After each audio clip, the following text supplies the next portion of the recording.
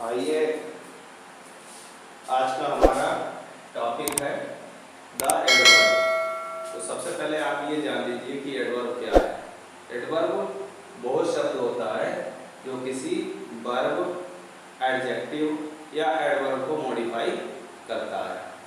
तो आइए जानते हैं एडवर्ब के बारे में। कैसे जानेंगे कि एडवर्ब कहाँ पर प्रयोग किया जा रहा है वाक्य में। तो सबसे पहले जैसे कि हमने फॉर एग्जाम्पल दे दिया है कि दुष्यंत रन्स फास्ट। दुष्यंत बहुत तेज दौड़ता है। This is a very sweet Apple. यह बहुत ही मीठा सेब है। अब क्या है कि हमें इसमें से एडवर्ब चूज करना है। तो यहाँ पर फास्ट और वेरी दो शब्द हैं। पहले वाक्य में फास्ट शब्द जो है वो एडवर्ब है और वह रन्स को मॉडिफाई कर रहा है क्योंकि रन्स के बाद में आया है और रन्स मतलब उसकी विशेषता को दर्शा रहा है कि तेज दौड़ता है, तेज गति हो रही है। ठीक है, तो क्या है कि वह जो है रन्स को मॉडिफाई कर रहा है। दूसरा जो हमारा सेंटेंस है, this is a very sweet Apple. दूसरे वाक्य में वेरी शब्द जो है वो एडजेक्टिव है और एडजेक्टिव स्वीट को मॉडिफाई कर रहा है। यहाँ पर क्योंकि सेब के मीठा होने की जो विशेषता दी गई है, तो वेरी शब्द जो है किसको मॉडिफाई कर रहा है कि बहुत मीठा है। अब इसके काइंड्स आते हैं कि हम जानेंगे कि एडवर्ब जो है वो कितने प्रकार के होते हैं। तो एडवर्ब जो होते हैं हमारे वो 3 प्रकार के बताए गए हैं। सबसे पहला होता है सिंपल एडवर्ब, फिर दूसरा होता है रिलेटिव एडवर्ब और तीसरा होता है हमारा इंट्रोगेटिव एडवर्ब। तो सबसे पहले आइए जानते हैं कि सिंपल एडवर्ब क्या होता है। सिंपल एडवर्ब जो होते हैं उसके 8 भाग होते हैं। सिंपल एडवर्ब के 8 भाग होते हैं। जैसे कि सबसे पहले हमारा दिया है कि एडवर्ब ऑफ टाइम। ये क्या है? ये समय को दर्शाता है। जैसे किसी वाक्य में आया है कि ही विल कम नाउ, वह अब आएगा। तो ये क्या है? अब क्या है? समय। तो यहाँ पर जो है एडवर्ब ऑफ टाइम जो है वो समय को दर्शाता है। Number 2 adverb of place. Place जो है स्थान को दर्शाता है। जैसे आई विल रीच देयर, मैं वहां पर पहुंचूंगा। तो वहां क्या हो गया? वहां स्थान का बोध हो गया।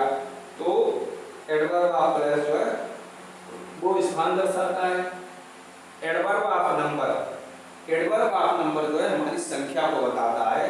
जैसे I have met you twice, मैं तुमसे 2 बार मिल चुका हूं। तो यहाँ पर संख्या को दर्शाया गया है। फिर इसके बाद में आता है एडवर्ब ऑफ मैनर, यानी कि ये हमारा तरीका दर्शाता है। जैसे राणा फॉट ब्रेवरी, राणा प्रताप जो थे बहादुरी से लड़े। तो यहाँ पर बहादुरी का जो गुण था, जो तरीका था, उसको शो किया गया है। इसके बाद में फिर आता है एडवर्ब ऑफ रीजन, यानी कारण। He is therefore unable to surrender, क्योंकि क्या कहा गया है? ही इज देयरफॉर, अतः यहाँ है अन्यथा उसका आत्मसमर्पण हो गया होता। इसी तरह से एडवर्ब ऑफ डिग्री यानी क्वांटिटी, ये क्या करता है? डिग्री यानी क्वांटिटी, मात्रा को दर्शाता है। जैसे कि कितना है। ठीक है, the day is very hot है।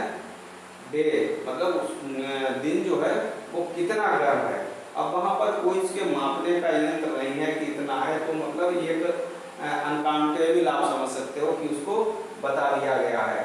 तो यहाँ पर जो है very hot, the day is very hot, बहुत गर्म है। इसी तरह से adverb of affirmation. Adverb of affirmation का मतलब होता है कि ये स्वीकारात्मकता दर्शाता है। जैसे surely you will do wrong, निश्चित ही आप गलत करेंगे। और एडवर्ब ऑफ निगेशन, ये नकारात्मकता दर्शाता है। जैसे शी नेवर टेल्स ए लाई, वह कभी झूठ नहीं बोलती है। तो ये आपके 8 पार्ट्स जो थे वो सिंपल एडवर्ब के हो गए। अब आपको हम नेक्स्ट बताते हैं कि रिलेटिव एडवर्ब के क्या पार्ट हैं और उसके बारे में। अब इसके बाद में आता है हमारा relative adverbs.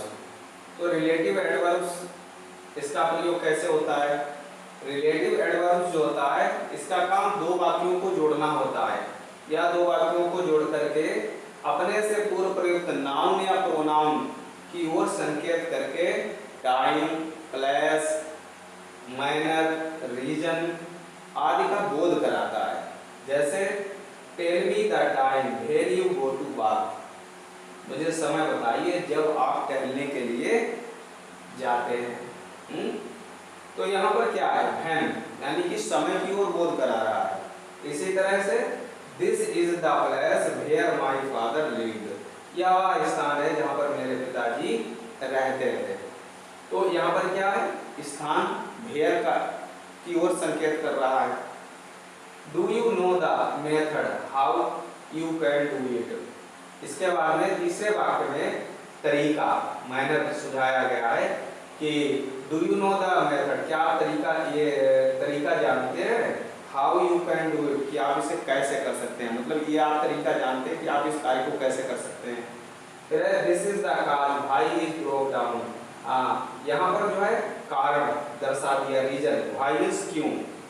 This is the cause, यह कारण है, व्हाई ही ब्रोक डाउन, क्या कारण, मतलब यहाँ पर कहता है ये कारण है कि क्यों वह थका हुआ है।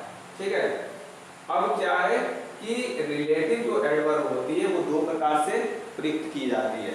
पहली हमारी होती है कंटिन्यूटिव यूज, यानी कि जो लगातार क्रम में अपनी विशेषता नहीं बताते हैं, लगातार क्रम में तो बने रहते हैं किंतु अपनी विशेषता नहीं बताते हैं। जैसे I shall write a letter at noon when you should post it, तो यहाँ पर व्हेन जो दिया गया है वो लगातार क्रम में तो शो हो रहा है किंतु इस वाक्य में उसकी कोई विशेषता नहीं बताई गई है। दूसरा होता है हमारा रिस्ट्रिक्टिव यूज।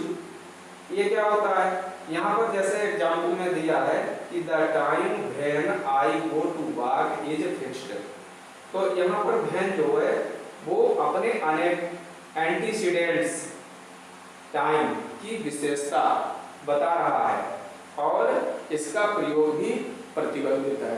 तो इस तरह से हम रिलेटिव एडवर्ब का प्रयोग अपने वाक्यों में करते हैं।